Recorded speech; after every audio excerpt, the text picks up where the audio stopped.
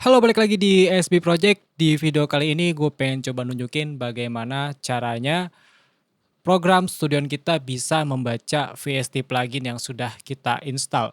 Di sini gue pengennya lebih simple aja supaya teman-teman bisa mengerti dulu ya apa yang gue maksud di sini.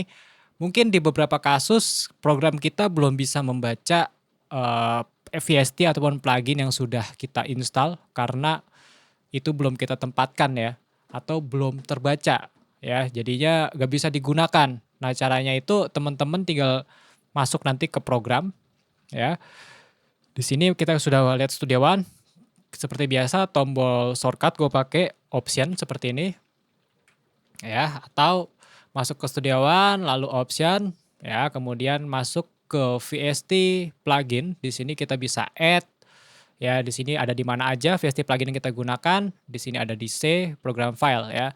Nah, jadi dengan catatan apabila teman-teman ingin menginstal plugin, pastikan setiap plugin itu terinstall pada situ ya, plugin yang ini ya, plugin VST plugin. Ya, di sini gua ada 2 folder yang untuk membaca VST plugin, jadinya disitulah ke tempat dari VST plugin yang gue gunakan. Nah, kalau di sini kita lihat masuk ke VST plugin ya.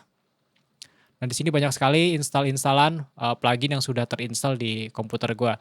Nah, jadi apabila teman-teman belum terbaca plugin-pluginnya, pastikan di mana sih teman-teman menginstal. Jadi biasanya pada saat instalasi plugin itu ada pilihan teman-teman mau tempatin di mana. Saran gua teman-teman bisa bikin folder khusus yaitu VST plugin yang ada di C ya. Umumnya ekstensi itu adanya di C.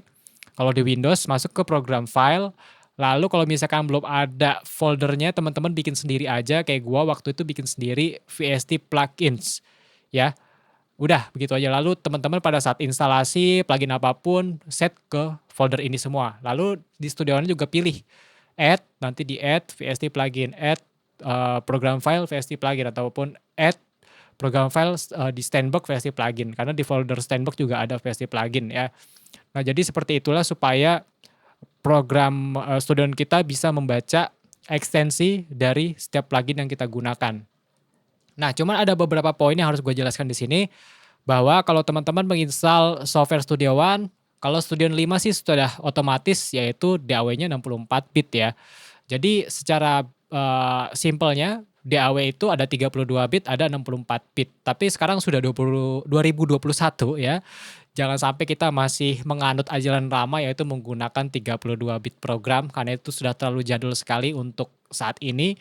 Karena untuk saat ini di masa ini setiap developer pun mereka sudah menciptakan plugin di 64 bit ya. Developer zaman sekarang sudah menciptakan pluginnya di 64 bit. Jadi kalau misalkan teman-teman menggunakan 64 bit seperti gua, pasti adanya di C, adanya di program file, bukan yang di C x86 ya. Nah, jadi seperti itulah. Nah, kalau misalkan teman-teman menggunakan program DAW yang 64 bit, maka dia hanya bisa membaca plugin yang 64 bit.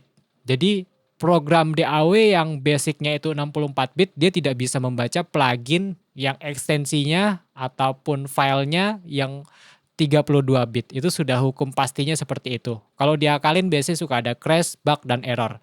Jadi saran gue apabila teman-teman menggunakan software DAW yang 64 bit, pastikan teman-teman juga menggunakan VST atau plugin yang 64 bit.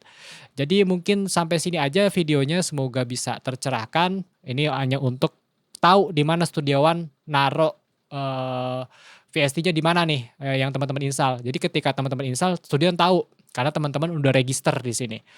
Nah, jadi segini aja tutorial yang gue bisa diberikan di episode Studio One sebentar. Semoga video ini bisa membantu teman-teman. Sorry banget kalau misalkan ada miss di video ini. Sampai bertemu di episode yang berikutnya. SB Project, ciao.